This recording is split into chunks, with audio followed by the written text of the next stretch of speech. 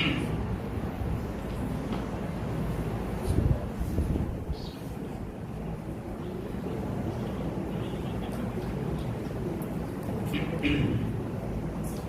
علیکم ورحمۃ اللہ وبرکاتہ.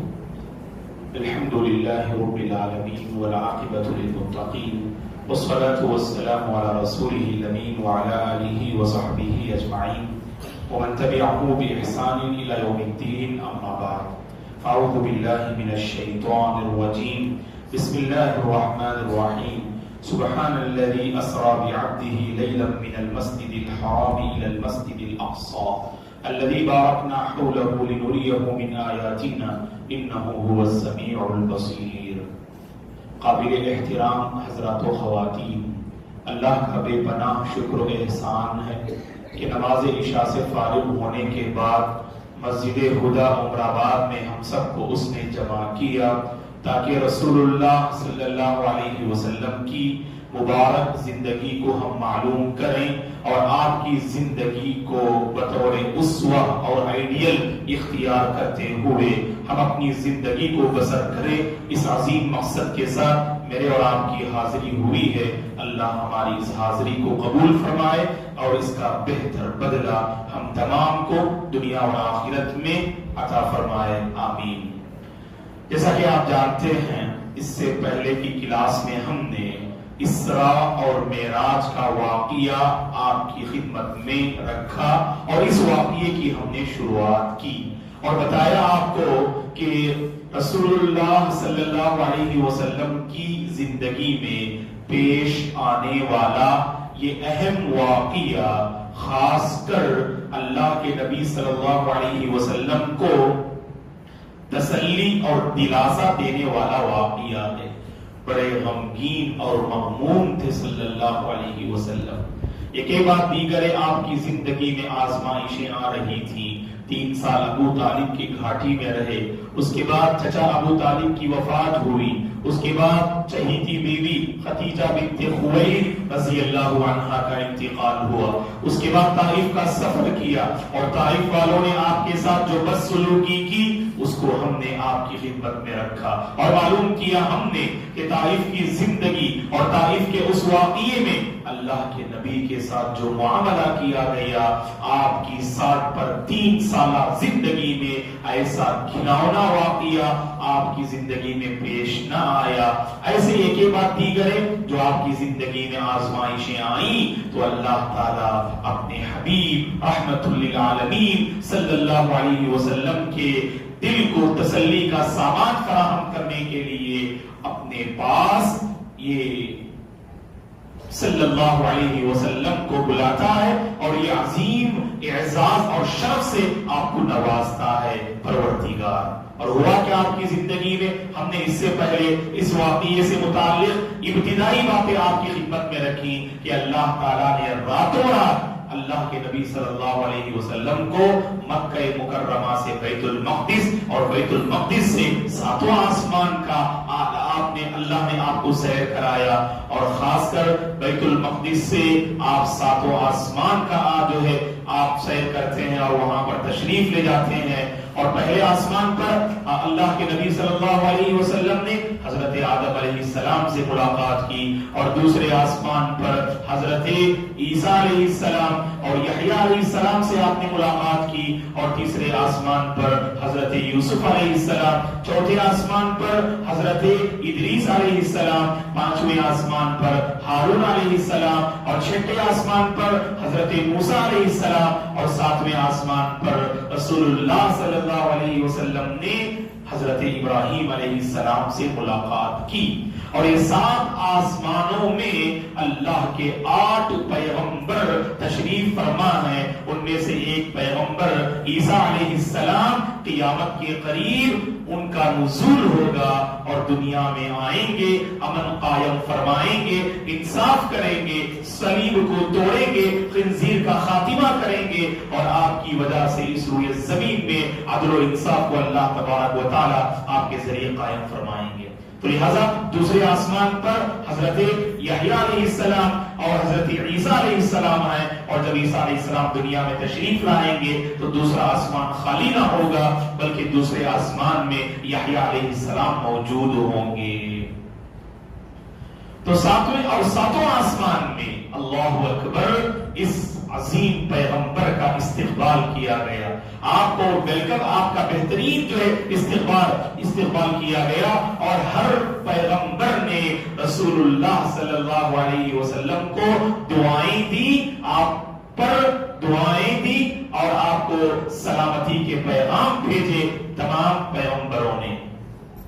جب ساتویں آسمان پر پہنچتے ہیں صلی اللہ علیہ وسلم تو ابراہیم علیہ السلام کو ساتویں آسمان میں دیکھا، اور ساتویں آسمان میں اللہ کے نبی نے بیت معمور کو بھی دیکھا۔ آپ کو معلوم ہونا چاہیے اور جانتے بھی آپ میں سے بہت سارے، جیسے اللہ نے ہم انسانوں کے لیے اس دنیا میں کعبۃ اللہ تعالیٰ نے تعمیر کی ہے اس کے اپنے فرشتوں اور انبیاء کے ذریعے، تو اسی طرح سے فرشتوں کے لیے اللہ نے گھر کی تعمیر کی ہے، اس گھر کا نام ہے بیت معمور۔ جیسے اس روئے زمین کی سب سے پہلی مسجد کعبۃ اللہ قرار پاتی ہے، تو اس طرح ساتویں آسمان میں جو مسجد ہے اس کو بیت معمور کہتے ہیں۔ اور صحیح بخاری مسلم کی حدیث میں ہے، اللہ کے نبی نے جب اس گھر کو دیکھ کر جو ساتویں آسمان میں موجود ہے، حضرت جبریل علیہ السلام سے پوچھا یہ کیا ہے؟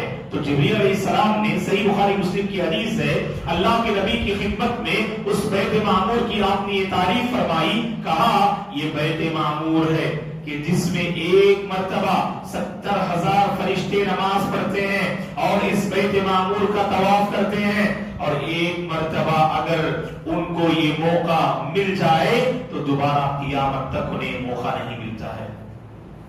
ایک مرتبہ 70,000 فرشتے نماز پڑھتے ہیں اور طواف کرتے ہیں، اور ایک مرتبہ اگر ان کی باری ختم ہو جائے تو دوبارہ قیامت تک باری نہیں آتی ہے۔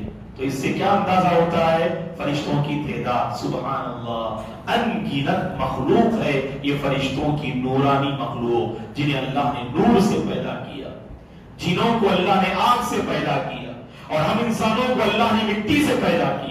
تو یہ جو نورانی مخلوق ہے جنہیں ہم فرشتے کہتے ہیں، ان کی تعداد کا اندازہ اس سے لگا سکتے ہیں آپ کہ ایک مرتبہ نماز کا موقع ملا بیت معمور کے پاس اور طواف کا موقع ملا تو دوبارہ قیامت تک ان کی باری نہیں آتی۔ تو کتنی تعداد ہوگی فرشتوں کی؟ صرف جہنم کو گھسیٹ کر لانے والے جو فرشتے ہوں گے، صحیح مسلم کی حدیث ہے اللہ کے نبی نے فرمایا صلی اللہ علیہ وسلم نے، یؤتی بجہنم یومئذ لها 70,000 زمام مع كل زمام 70,000 ملک یجرونها۔ فرمایا صلی اللہ علیہ وسلم نے کل قیامت کے دن اس جہنم کو گھسیٹ کر لایا جائے گا، اور گھسیٹ کر لانے والے فرشتے ہوں گے، اور اللہ کے نبی نے فرمایا جہنم کی 70,000 زنجیریں ہوں گی، اور ہر زنجیر کو 70,000 فرشتے پکڑے ہوئے ہوں گے۔ سبحان اللہ، ہم تصور بھی نہیں کر سکتے کتنی بڑی تعداد ہوگی فرشتوں کی۔ صرف جہنم کو لانے کی ذمہ داری اللہ نے کتنے فرشتوں کے حوالے کی؟ 70,000 کو 70,000 سے ملٹی کیجیے آپ، تو ڈاکٹر صاحب کتنا جواب آتا ہے؟ ایک زنجیر کو 70,000 فرشتے، تو گویا کہ 70,000 زنجیروں کو کتنے فرشتے پکڑے ہوئے ہوں گے؟ 4.9 بلین۔ سبحان اللہ، تو 4.9 بلین فرشتے اس یعنی جہنم کو گھسیٹ کر لائیں گے، اور کتنی مخلوق اور کتنی تعداد ہوگی ان فرشتوں کی ہم تصور بھی نہیں کر سکتے دوستو۔ اب یہاں پر دیکھیں سفر اسراء اور معراج کے واقعے میں اللہ کے نبی نے بیت معمور کو دیکھا 7ویں آسمان میں، اور فرشتے نے اس بیت معمور کا انٹروڈکشن کراتے ہوئے حضرت جبریل علیہ السلام نے کہا کہ اس بیت معمور میں ایک مرتبہ 70,000 فرشتے طواف کرتے ہیں، نماز پڑھتے ہیں، اور قیامت تک ان کی باری نہیں آتی، اور اب تک یہ سلسلہ چل رہا ہے، اب بھی فرشتے وہاں پر طواف کر رہے ہیں۔ جیسے الحمدللہ کعبۃ اللہ میں طواف کا سلسلہ رکتا ہے کیا؟ لوگ عبادت کر رہے ہیں الحمدللہ، ہے کہ نہیں؟ تو اللہ تعالی ہم سب کو وہ عظیم عبادت جو ہے میسر فرمائے، طواف، عمرہ اور حج کی اللہ ہم سب کو نصیب فرمائے حرمین شریفین کی اللہ زیارت نصیب فرمائے. ہم میں سے جنہوں نے عمرہ کیا ہے حج کیا ہے اللہ ہمارے عمروں کو اور حج کو قبول فرمائے, اور جنہیں موقع میسر نہ آیا ہو اب تک ان کے حق میں ہم خصوصی طور پر اللہ کے دربار میں بیٹھ کے دعا کرتے ہیں اللہ تعالیٰ حج اور عمرہ کی سعادت ہم سب کو نصیب فرمائے, حرمین شریفین کی زیارت اللہ ہم سب کو نصیب فرمائے, آمین. تو ساتویں آسمان میں دیکھا, اس کے بعد ہوا کیا, غور سے سنیے. صحیح بخاری مسلم کی حدیث ہے, حضرت انس رضی اللہ عنہ فرماتے ہیں اللہ کے نبی صلی اللہ علیہ وسلم نے معراج کا واقعہ بیان کرتے ہوئے فرمایا کہ ساتویں آسمان کے بعد مجھے اور اوپر لے جایا گیا, اور جیسے جیسے میں اوپر چڑھتا گیا تو مجھے قلموں کی سرسراہٹ سنائی دینے لگی. مجھے قلم کی سرسراہٹ, قلم کی آواز کو قلم کی سرسراہٹ کہتے ہیں, قلم سے آپ لکھتے ہوئے جو آواز آتی ہے نا, تو ان قلموں کی سرسراہٹ کو میں نے سنا, اور پھر مجھے اور اوپر لے جایا گیا تو میں سدرۃ المنتہا کے پاس پہنچا. اور سدرۃ المنتہا کیا ہے, آپ نے نام سنا ہوگا, یہ عظیم درخت ہے دوستو, ایک درخت کا نام ہے سدرۃ المنتہا. اور اللہ کے نبی نے اس سدرۃ المنتہا کے بارے میں فرمایا سبحان اللہ, اس کی شاخیں ایسی ہیں گھنی سبحان اللہ, اگر ایک سوار گھوڑے پر سوار ہو کر 100 سال اگر یعنی اس سواری پہ سفر کرنے لگے, 100 سال تک سفر کرتا رہے تب بھی اس درخت کا سایہ ختم نہیں ہوگا. سبحان اللہ. تو کتنا گھنا اور کتنا عظیم درخت ہوگا وہ. ہمارے پاس کتنے بڑے درخت ہوتے ہیں, اب یہاں سے آپ کرناوٹ جاتے ہیں تو کتنے درخت ہیں سبحان اللہ. آج کل ان درختوں کو بھی لوگ نکال رہے ہیں, جو درخت باقی رہ گئے بس سیکنڈوں میں آپ پار ہو جاتے ہیں. آپ ایک درخت ہے کہ نہیں, ایسا نہیں کہ امراواد سے کرناوٹ تک ایک ہی درخت ہے, ایک ہی درخت ہے کیا, نہیں. آپ گھوڑے پر سوار ہو کر 100 سال کی مسافت طے کریں تو سبحان اللہ تب بھی آپ اس کا سایہ مکمل نہیں کر پائیں گے. اتنا عظیم درخت ہے وہ سدرۃ المنتہا. اور اس سدرۃ المنتہا کے پاس اللہ کے نبی پہنچے, اور اس کے بعد اللہ کے نبی فرماتے ہیں صلی اللہ علیہ وسلم سدرۃ المنتہا کے پاس مجھے کچھ رنگ نظر آئے, میں نہیں جانتا تھا کہ وہ کیا رنگ ہیں. کچھ رنگ وہاں پر چھائے ہوئے تھے سدرۃ المنتہا کے پاس, اور اللہ کے نبی نے فرمایا مجھے نہیں پتا وہ کیا رنگ تھے. اور اس کے بعد اللہ کا حجاب ہے دوستو, اور اس حجاب کے بعد اللہ تعالیٰ موجود ہے. جو کرسی ہے, کرسی پر اللہ عرش پر اللہ تبارک و تعالیٰ جو تشریف فرما ہے, اور اللہ تبارک و تعالیٰ کے قدموں کے رکھنے کی جگہ وہ کرسی ہے. وسیع کرسی السماوات والارض, آیت الکرسی جو ہم پڑھتے ہیں, اللہ کے قدموں کی رکھنے کی جگہ کو کرسی کہتے ہیں, اور اللہ جس پر موجود ہے اسے عرش کہتے ہیں. اور اللہ تعالیٰ کہ وہاں پر درمیان میں حجاب ہے, اور وہ حجاب نور کا ہے, اور کوئی بندہ اس نور کو دیکھ نہیں سکتا ہے. اور خود اللہ کے نبی صلی اللہ علیہ وسلم فرماتے ہیں سدرۃ المنتہا کے بعد آپ کو جنت کی سیر اللہ تبارک و تعالیٰ نے کرائی, اور جنت کے مناظر آپ نے دیکھا. اور فرماتے ہیں صلی اللہ علیہ وسلم جنت میں موتی سے بنے قبہ نما گھر میں نے دیکھا, اور جنت کی مٹی کستوری کی تھی.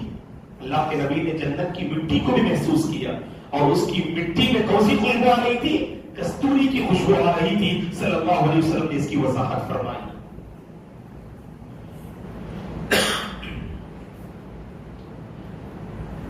ایک اہم بات میں آپ کی خدمت میں رکھنا مناسب سمجھتا ہوں, وہ یہ اللہ کے نبی نے جنت و جہنم کے بہت سارے مناظر سفر معراج میں آپ نے دیکھے, وہ انشاءاللہ ہم آپ کی خدمت میں رکھیں گے. لیکن اس سے پہلے کچھ اہم باتیں غور سے سنیے گا. سب سے پہلی بات, کیا اللہ کے نبی نے سفر معراج میں اپنے رب کو دیکھا؟ ایک کوسچن ہے, کیا اللہ کے نبی نے اس سفر میں اپنے رب کو دیکھا؟ تو اس میں بعض صحابہ کہتے ہیں کہ اللہ کے نبی نے اپنے رب کو دیکھا, اور کئی صحابہ فرماتے ہیں کہ اللہ کے نبی نے اپنے رب کو نہیں دیکھا. تو ہم کیسے اس کو جمع کرنے کی کوشش کریں گے؟ جن صحابہ نے کہا کہ اللہ کے نبی نے اپنے رب کو دیکھا، انہوں نے بھی اس کی سراحت نہ کی کہ آپ نے اپنی آنکھ سے اللہ تعالیٰ کو دیکھا، بلکہ کہا کہ دل سے آپ نے محسوس کیا بس۔ اور اسی لیے صحیح بخاری کی وہ حدیث ہم آپ کی خدمت میں پیش کرنا مناسب سمجھتے ہیں۔ ماں عائشہ رضی اللہ عنہا فرماتی ہیں اللہ کے نبی صلی اللہ علیہ وسلم کے متعلق من حدثک ان محمدا رأى ربه فقد كذب، صحیح بخاری کی حدیث ہے، اگر کوئی تم سے یہ بیان کرے اللہ کے نبی نے سفر معراج کے موقع پر اپنے رب کو دیکھا، وہ جھوٹ بول رہا ہے۔ وہ خود اللہ کے نبی سے پوچھا گیا کہ آپ نے رب کو دیکھا؟ اللہ کے نبی نے کیا جواب دیا؟ وہ تو ایک نور ہے اور میں اسے کیسے دیکھ سکتا ہوں۔ موسیٰ علیہ السلام نے بھی خواہش کی رب کو دیکھنے کی، اللہ نے موسیٰ سے کہا اس پہاڑ پہ نظر ڈالو، اگر یہ پہاڑ میرے نور کو برداشت کرنے کی سکت رکھے تو تم مجھے دیکھ سکتے ہو۔ تو جیسے اللہ نے اپنی نور کی تجلی فرمائی تو پہاڑ ریزہ ریزہ ہو گیا اور موسیٰ علیہ السلام بے ہوش ہو کے گر پڑے، اور جب بے ہوشی سے آپ کو افاقہ ملا فوری طور پہ آپ نے کہا، آپ کو احساس ہوا یہ مطالبہ نہیں کرنا چاہیے، تو لہٰذا آپ نے کہا اے اللہ تیری ذات پاک ہے، میں تجھ پر پہلے ایمان لانے والوں میں سے ہوں۔ تو پتا چلا اللہ کو کوئی بندہ اس دنیا میں دیکھ نہیں سکتا، لیکن دیکھیں گے ضرور انشاءاللہ۔ دیکھیں گے کون؟ جنتی دیکھیں گے۔ اللہ ان خوش نصیب لوگوں میں مجھے اور آپ کو شامل فرمائے۔ واللہ دوستو، احادیث پڑھنے سے یہ بات معلوم ہوتی ہے اہل جنت کو جنت میں عطا کی گئی نعمتوں میں سب سے عظیم نعمت کون سی ہوگی؟ اللہ کا دیدار ہوگا۔ اللہ کا دیدار نعمت عظمیٰ ہے۔ قرآن میں اللہ نے کہا دلیل کیا ہے؟ اللہ کو دیکھیں گے وجوہ یومئذ ناظرہ الی ربہا ناظرہ، اس دن کئی چہرے تر و تازہ ہوں گے، رونق ہوں گے، کئی چہرے بارونق ہوں گے، تر و تازہ ہوں گے، اور اپنے رب کو دیکھ رہے ہوں گے، اور یہ دیکھنے والے چہرے جنتیوں کے چہرے ہوں گے، اور جہنمی اپنے رب کو دیکھ ہی نہیں سکتے۔ دلیل سورہ مطففین تیسرے پارے میں اللہ نے کہا کلا انہم عن ربہم یومئذ لمحجوبون، ہرگز نہیں یہ جہنمی کل قیامت کے دن اللہ کے دیدار سے روک دیے جائیں گے۔ سب سے بڑی محرومی جہنمیوں کی یہ ہوگی اللہ تعالیٰ اپنے دیدار سے انہیں محروم کر دیں گے، اور سب سے بڑا تحفہ جنتیوں کو جو ملے گا وہ اللہ کا دیدار ہوگا۔ دوستو جیسا کہ حدیث میں اس کی وضاحت ہے، اللہ جب تجلی فرمائیں گے جس رب کو ہم مانتے تھے دنیا میں، جس رب کی ہم بندگی بجا لاتے تھے بن دیکھے، جس رب کو ہم نے مانا، جس رب پہ ہمارا ایمان ہے، ایسے پروردگار کو ہم دیکھیں گے دوستو انشاءاللہ قیامت کے دن۔ اللہم اجعلنا منہم، اللہ ان لوگوں میں ہم سب کو شامل فرمائے۔ سب سے بڑی نعمت ہے دوستو، مانگو اللہ سے، مانگو تو ایسی دعائیں دعائیں کیا کرو، اے اللہ مجھے جنت الفردوس میں مقام عطا فرما، تیرا دیدار نصیب فرما، تیرا دیدار مجھے نصیب فرما۔ یہ مانگیے دوستو، یہ سب عظیم دعائیں ہیں، یہ مانگنے سے اللہ اور خوش نصیب لوگوں میں ہمیں شامل کر دے، اس سے بڑی کوئی اور نعمت ہو نہیں سکتی ہے دوستو۔ تو لہٰذا یہاں پر سفر معراج میں کہ اللہ کے نبی نے اپنے رب کو دیکھا، صحیح جواب یہ ہے نہیں دیکھا، کیونکہ اس دنیا میں ہماری آنکھوں میں وہ طاقت نہیں ہے کہ ہم اپنے رب کو دیکھ سکیں۔ قیامت کے دن جنتیوں کی آنکھوں میں وہ قوت اللہ کا فرمائیں گے، وہاں کوئی بے ہوش ہو کے نہیں گرے گا انشاءاللہ، سب اپنے رب کو دیکھیں گے باذن اللہ، ٹھیک ہے نا جی۔ یہاں پر ایک اور سوال، کیا اللہ کے نبی کو جو یہ سفر کرایا گیا صرف روح کے ساتھ یا روح اور بدن دونوں کے ساتھ؟ صحیح بات یہ ہے صرف یہ کوئی خواب نہیں ہے دوستو، جیسے بعض لوگ سمجھتے ہیں یہ معراج کا واقعہ صرف خواب ہے، آپ صلی اللہ علیہ وسلم بس مکے میں آرام فرما رہے تھے، بستر پہ موجود تھے، بس آپ خیالی دنیا میں کھو رہے تھے آپ، نعوذ باللہ، یہ صحیح نہیں ہے۔ کیوں؟ خود 15ویں پارے میں اللہ نے اس کا جواب دیا، سبحان الذی اسریٰ بعبدہ، اللہ نے بعبدہ کہا، اور عبد کہتے ہیں ایک اللہ کے بندے کو، اور بندہ کسے کہتے؟ صرف روح کو بولتے یا جسم کو بھی بولتے؟ جسم کے ساتھ روح، جسم کے ساتھ روح۔ تو اس سے پتا چلا کہ اللہ تعالیٰ نے اپنے نبی کو تو اس سفر پہ جو عظیم تو تحفہ عطا کیا، یہ صرف روح کے ساتھ نہیں بلکہ روح اور جسم دونوں کے ساتھ یہ معاملہ پیش آیا، ٹھیک ہے نا۔ اور یہاں پر صلی اللہ علیہ وسلم معراج سے واپس ہوتے ہیں تو آپ صلی اللہ علیہ وسلم بیت المقدس سے ہوتے ہوئے کہاں آئے؟ آپ مکہ آئے۔ آپ اس کی دلیل کیا ہے؟ مسند احمد کی ایک روایت ہے، انس رضی اللہ عنہ فرماتے ہیں کہ رسول اللہ صلی اللہ علیہ وسلم نے فرمایا جب میں معراج سے واپس ہوا تو میں سیریا اور فلسطین سے ہوتے ہوئے گزرا، تو وہاں پر مجھے قریش کے ایک قافلے پر نظر پڑی جس قافلے کا ایک اونٹ گم ہو چکا تھا، اور اس قافلے والوں کو میں نے سلام بھی کیا، اور قافلے والے تاریکی کی وجہ سے مجھے پہچان نہ پائے، اور قافلے والوں نے کہا جو مکے کے تھے کہیں محمد کی آواز تو نہیں ہے؟ تو اللہ کے نبی نے واقعہ ذکر کیا، تو اس سے پتا چلا کہ معراج سے جب واپس ہوئے صلی اللہ علیہ وسلم، آپ سیریا اور فلسطین سے گزرتے ہوئے آپ جو مکہ آئے تھے صلی اللہ علیہ وسلم، اور ایک ہی رات میں یہ پورا واقعہ پیش آیا۔ اور جب اللہ کے نبی صلی اللہ علیہ وسلم سے آپ ہم کلام ہوئے، آپ سے گفتگو ہوئی، صلی اللہ علیہ وسلم نے اپنے رب سے پردے کی آڑ میں آپ نے جو ہے گفتگو کی، اور جاتے جاتے اللہ نے اپنے حبیب کو نمازوں کی شکل میں بہترین تحفہ عطا کیا۔ یہ نمازیں جو ہم ادا کرتے ہیں نا دوستو، یہ معراج کا تحفہ ہے جو اللہ نے اپنے پیغمبر کو عطا کی۔ اس سے پہلے بھی نماز پڑھتے تھے تو طریقہ ابراہیمی پر ادا کیا کرتے تھے، لیکن اللہ تعالیٰ نے باقاعدہ جو نمازیں فرض کی نا، یہی سفر معراج کے بعد۔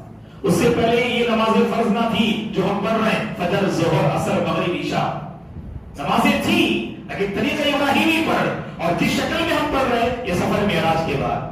تو اللہ کے نبی وہاں سے آئے اور چھٹے آسمان میں حضرت موسیٰ علیہ السلام سے آپ نے ملاقات کی، اور موسیٰ علیہ السلام نے پوچھا اللہ کے نبی سے، اے محمد کیا رب نے تمہیں کوئی تحفہ عطا کیا؟ تو اللہ کے نبی نے کہا کہ ہاں۔ پوچھا موسیٰ علیہ السلام نے کیا تحفہ عطا کیا؟ اللہ کے نبی نے کہا کہ 50 نمازیں مجھ پر اللہ نے فرض کی ہیں۔ تو اللہ کے نبی سے حضرت موسیٰ نے فرمایا، صحیح بخاری مسلم کی حدیث ہے، اے محمد جائیے اپنے رب سے کمی کا مطالبہ کیجئے، فَإِنَّ أُمَّتَكَ لَا تُطِيقُ ذَلِكَ، بے شک تمہاری امت دن میں 50 نمازوں کو ادا نہیں کر سکتی۔ کیسے پہچانا؟ ایسے سوال کر رہا ہوں میں آپ لوگوں سے، حضرت موسیٰ علیہ السلام نے کیسے پہچانا کہ یہ امت دن میں 50 نمازیں پڑھ نہیں سکتی، آپ جائیے کم کر کے لائیے؟ کیسے؟ موسیٰ علیہ السلام کی قوم کے لوگ جیسے انہوں نے حضرت موسیٰ سے معاملہ کیا نا دوستو، ایک مرتبہ اللہ کے نبی صلی اللہ علیہ وسلم مال غنیمت تقسیم کر رہے تھے جنگ کے بعد، ایک آدمی داخل ہوا، اس نے کہا اے محمد انصاف کے ساتھ جو ہے آپ تقسیم کیجئے۔ اللہ کے نبی صلی اللہ علیہ وسلم کا چہرہ بدل جاتا ہے اور آپ فرماتے ہیں اگر میں انصاف نہ کروں تو کون انصاف کرے؟ اس کے بعد اللہ کے نبی نے فرمایا رحم اللہ موسیٰ، صحیح بخاری مسلم کی حدیث ہے، رحم اللہ موسیٰ لقد اوذی باکثر من ھذا فصبر، اللہ نبی موسیٰ پہ رحم فرمائے، حضرت موسیٰ کو اس سے زیادہ تکلیفیں دی گئی لیکن انہوں نے صبر کیا۔ بنی اسرائیل کے بارے میں مختصر کہوں میں، ایسی قوم تھی بنی اسرائیل، ہر نعمت کا مقابلہ ناشکری سے کیا دوستو۔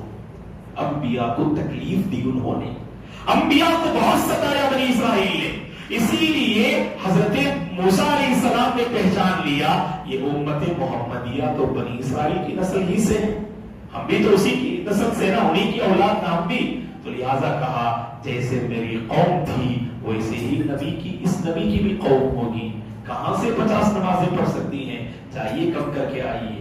اللہ کے نبی گئے، اللہ سے کہا اے اللہ میری امت 50 نمازوں کو ادا نہیں کر سکتی لہذا کچھ کم کر دیجئے گا۔ اللہ نے 5 نمازیں کم کی، کہا کہ 45 ادا کرنے دیجئے۔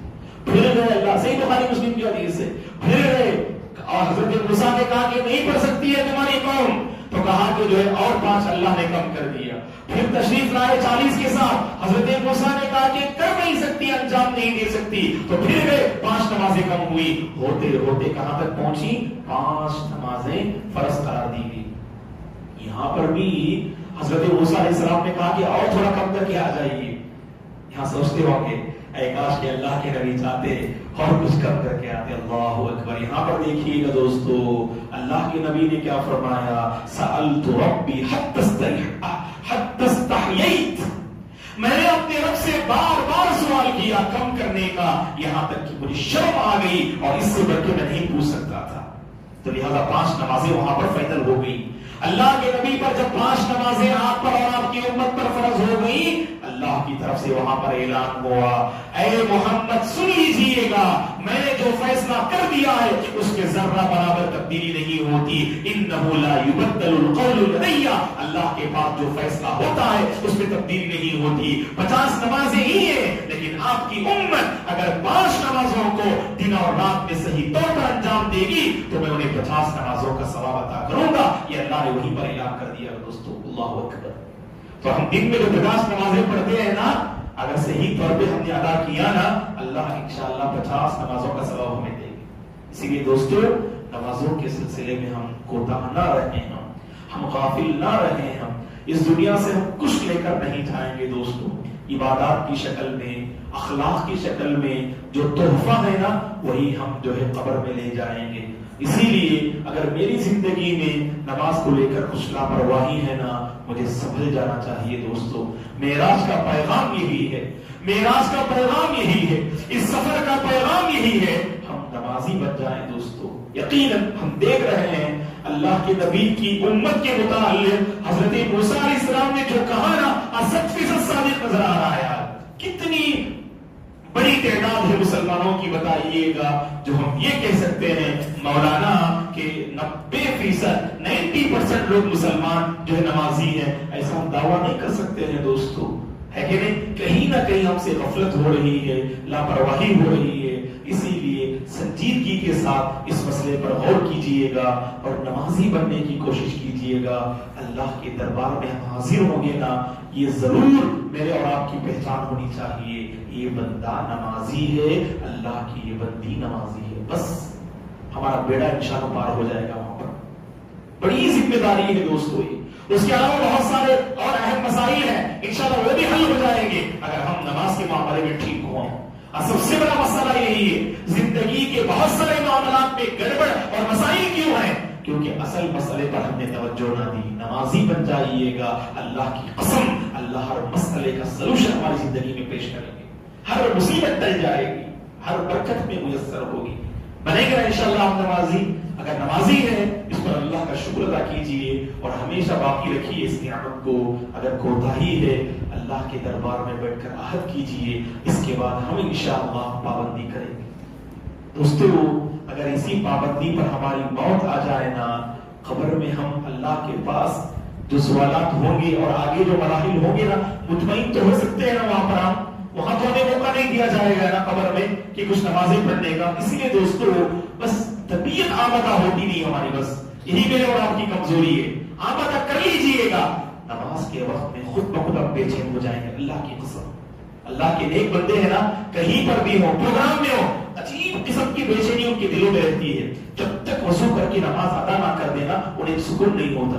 ہم نے دیکھا تھا رمضان میں کبھی 2-2:30 بجے کے آس پاس بعض خواتین جو گھر پر دستک دیتی اور 1 سے 2 سے 4 مرتبہ یہ واقعہ خود ہمارے گھر میں پیش آیا.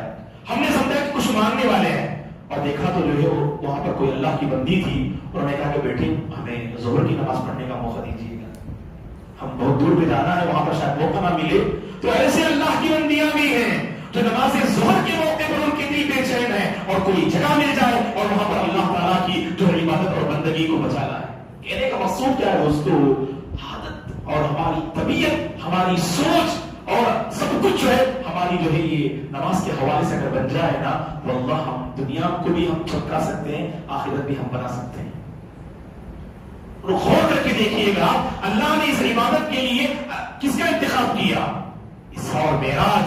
یہ عظیم واقعے کا اللہ نے انتخاب کیا. چاہتا تو دیگر عبادات کی طرح حضرت جبریل کے ذریعے سے یہ جو ہے عبادت کو لازم کر سکتا تھا.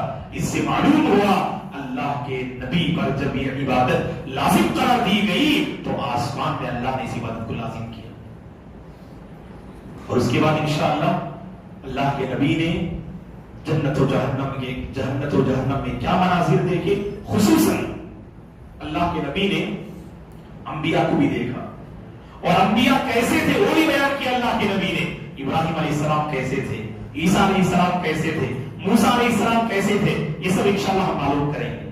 اگلی کلاس میں ہم معلوم کریں گے انشاءاللہ. تو یہیں پر یہ واقعہ ختم نہیں ہوتا ہے, اور بھی کچھ باتیں ہیں انشاءاللہ اس واقعے سے ریلیٹڈ, وہ انشاءاللہ اگلی کلاس میں ہم معلوم کریں گے. اور ایک ضروری اعلان یہ ہے کہ شاید اگلے ہفتے ہماری یہ کلاس نہیں ہوگی, چونکہ آپ جانتے ہیں عمر آباد میں الحمدللہ دارالسلام میں آنے والے بدھ کے دن سے انجمنوں کے سالانہ اجلاسات اور اتوار کے دن اسپورٹس اور مشاعرہ بھی ہے, تو اس کی کارروائی میں تقریباً اساتذہ مصروف ہیں.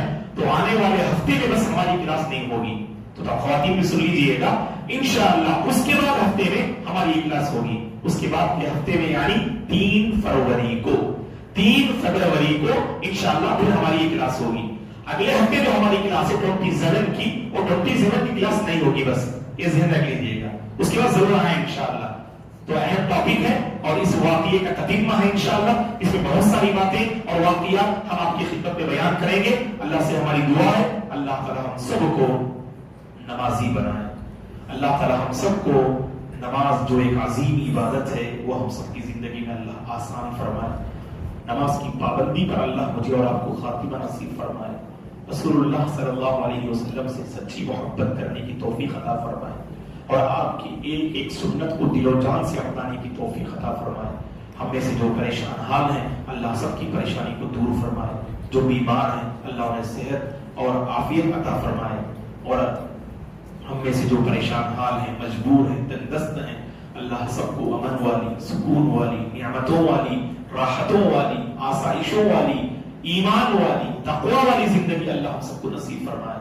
اس کے دین پر اللہ باقی رکھے اور اسی کے دین پر اللہ مجھے اور آپ کو خاتمہ نصیب فرمائے. آمین. جزاکم اللہ خیرا و شکرا. تو آج کے اس درس میں جو سوال ہم آپ کی خدمت میں رکھ رہے ہیں وہ غور سے سنیے گا کہ گزشتہ کلاس میں بھی ہم نے آپ کی خدمت میں بیان کیا کہ ساتوں آسمان پر کون کون فرشتے ہیں, اور آج بھی ہم نے بیان کیا. اب سوال یہ ہے ساتوں آسمانوں میں تیسرے, چوتھے اور 5ویں آسمان میں کون کون فرشتے ہیں, کون کون پیغمبر ہیں. بے ترتیب ذکر کریں گے اور خاص کر جو آئیں گے بس سنوں گا میں, صحیح جواب ہے تو بیٹھ جائیں گے. ایسا نہیں کہا کر مولانا آدم علیہ السلام نہیں, مولانا فلاں نہیں, آپ 3 نام لائن سے بتائیں گے تاکہ بیٹھ جائیں گے. اور خواتین سے بھی گزارش ہے تیسرے, چوتھے اور 5ویں آسمان پر کون کون جو فرشتے ہیں وہ تھوڑا بتائیے گا انشاءاللہ تاکہ وہ ہمارے ذہن میں محفوظ ہو جائے. تو گزشتہ مرتبہ جو سوالات ہم نے کیے تھے صحیح جواب دینے والے, پہلے خواتین میں اور بیٹے کوئی, ماہرہ بنت خلیق الزمان صحیح جواب دینے والے. گزشتہ مرتبہ ہم نے سوال کیا طائف کے سردار کون ہیں, طائف کے 3 سردار, کیا کیا نام, عبد یالیل, مسعود اور حبیب. اور عداس نامی شخص جو عیسائی تھے انہوں نے اسلام کو قبول کیا. تو ماہرہ بنت خلیق الزمان ہیں, کوئی آئے انشاءاللہ ان کا نام تک پہنچا دیں. سعدیہ بنت مبارک علی, افرح بنت خلیق الزمان, رضوانہ مبارک علی, اور اس سے پہلے ام یسرا کا ایک انعام باقی رہ گیا ہے تو شاید وہ حاصل نہیں کیے, وہ بھی لے لیں. لے لو بیٹی, کوئی آئے دے دیں.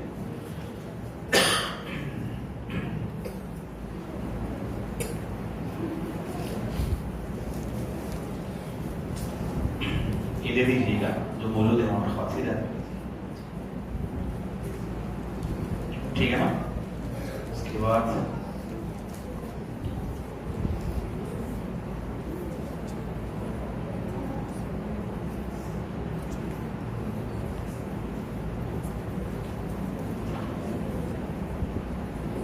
گزشتہ مرتبہ جو صحیح جواب دینے والے ہمارے تو یہاں پر چھوٹے بچے اور بچیاں ہیں. فرحت آئیے, منابیہ آئیے, اس کے بعد حنظلہ تشریف لائیے, آصف, اور پھر عامر, پھر اظہر,